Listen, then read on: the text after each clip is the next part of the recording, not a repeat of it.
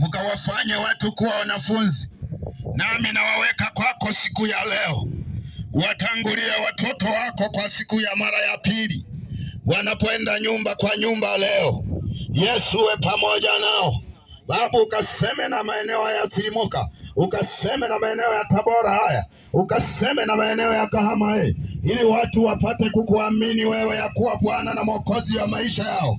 Baba, kila nyumba wanapofikiwa, Yesu, watu wote wakakuamini wewe na wakakukiri wewe na kupokea wewe Bwana.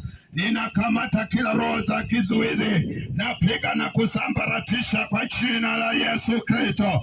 Ninaomba watoto wako watangulie, walinde wanaona kuwatunza Bwana, wanapoingia nyumba kwa nyumba, kila wanaomfikia wakapate kuokoka na kupokea wewe Bwana. Na kataa roho ya kuzimu kwa jina la Yesu Kristo. Kila mikataba za shetani zinazozuia watu kukuamini ya kuwa Bwana na Mwokozi wa maisha yao, na kataa na kuteketeza kwa jina la Yesu. Ninaomba Bwana watoto wako watangulia, ninaomba Bwana watoto wako walinde, ninaomba Yesu wanaowafunike Bwana, wanapoingia nyumba kwa nyumba usiwaache. Yesu wa mbinguni, Baba uwe pamoja nao, kila wanapokanyaga Yesu ukasimame wewe.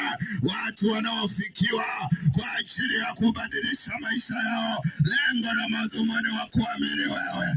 Asante Yesu kwa sauti watangulia watoto wako wanapoenda nyumba kwa nyumba. Yesu we pamoja nao, kwa jina la Yesu Kristo ninaomba na kushukuru. Wote tuseme amen. Twende na amani.